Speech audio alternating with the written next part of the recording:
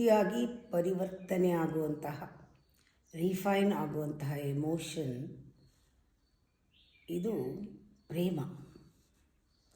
ಪ್ರೇಮವೇ ಭಕ್ತಿ ಆಗೋಕ್ಕೆ ಸಾಧ್ಯ. ಈ ಭಕ್ತಿ ಎಕ್ಸ್ಪ್ಲೋರ್ಡ್ ಆಗಿ ಭಗವಂತ ಆಗಬೇಕಾದ್ರೆ ಎಷ್ಟು ಪ್ಯೂರ್ ಆಗಿರಬೇಕು. ಅದರಿಂದ ಪ್ರೇಮವನ್ನು, ಭಕ್ತಿಯನ್ನು, ಆ ಎಮೋಷನ್ನ ಒಂದು ಸತ ಫೀಲ್ ಮಾಡಿ ಅದರ ಆಳ ಏನು ಅಂದಾಗ ಯಾವುದಕ್ಕೆ ಅದನ್ನು ಹೋಲಿಸ್ಬೋದು? ಆಕಾಶಕ್ಕೆ ಹೋಲಿಸ್ಬೋದು ಅಷ್ಟೇ.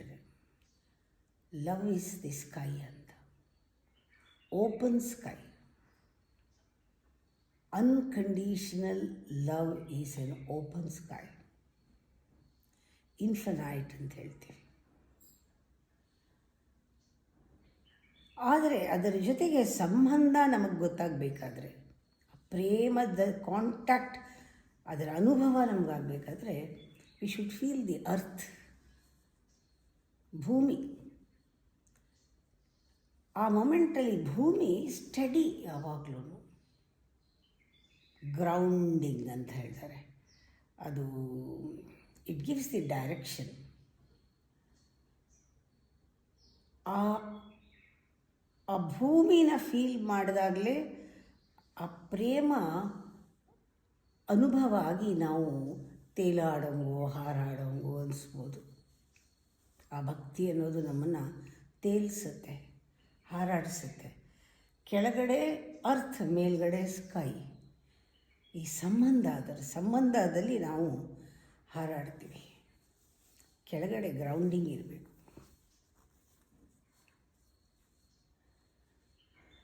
ಇದು ಮಿಕ್ಕಿದ್ದೆಲ್ಲ ನಾವು ಸೆಂಟರ್ನಲ್ಲಿ ಇರ್ತೀವಿ.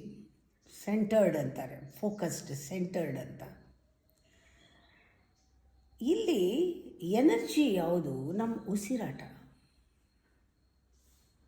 ನಾವು ಆ ಭಕ್ತಿಯನ್ನು ಫೀಲ್ ಮಾಡೋದೇ ನಮ್ಮ ಜಪ. ಉಸಿರಾಟದ ಮಧ್ಯದಲ್ಲಿ ಅದನ್ನು ಫೀಲ್ ಮಾಡಬೇಕು. ಇದಕ್ಕೇನು ಆಕಾರ ಬೇಡ, ವ್ಯಕ್ತಿ ಬೇಡ, ಏನೂ ಬೇಡ. ಫೀಲಿಂಗ್ಗೆ ಏನು ಬೇಕು?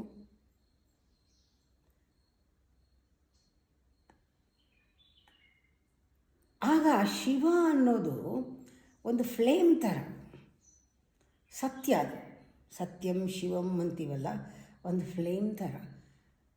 ಪ್ಯೂರ್ ಲವ್ ನಮಗೆ ಎಷ್ಟು ಬ್ಯೂಟಿಫುಲ್ಲಾಗಿ, ಜೀವಂತವಾಗಿ ನಮ್ಮ ಅನುಭವಕ್ಕೆ ಬರುತ್ತೆ. ನಮ್ಮ ಹೃದಯ ಕೆಲಸ ಮಾಡಬೇಕಿಲ್ಲಿ, ಇಲ್ಲದೇ ನಮ್ಮನ್ನು ಸುಟ್ಟು ಬಿಡುತ್ತೆ. ಹೃದಯದ ಆಳದಿಂದ ಆ ಫೀಲಿಂಗ್ ಬರಬೇಕು. ಇಲ್ಲದ್ರೆ ಯಾರು ಪ್ರೀತಿ ಮಾಡ್ತಾರೋ ಅವ್ರನ್ನೇ ಬರ್ನ್ ಮಾಡಿಬಿಡುತ್ತೆ. If your love is not pure, it burns you, it burns the lover. ಆ ರಿಲೇಷನ್ಶಿಪ್ಪು ಸೇಕ್ರೆಡ್ ಆಗಿರಬೇಕು. ಆಗ ನಿಮಗೆ ಆ ಡಿಸಿಪ್ಲಿನ್ ಮಾಡಿಕೊಂಡಿದ್ದರೆ ಆ ರಿಲೇಷನ್ಶಿಪ್ನಲ್ಲಿ ಬಾಡಿ ಆ್ಯಂಡ್ ದಿ ಅರ್ತ್, ಆವಾಗ ಬ್ಯೂಟಿಫುಲ್ ಅವೇರ್ನೆಸ್ ಬರುತ್ತೆ ನಮಗೆ.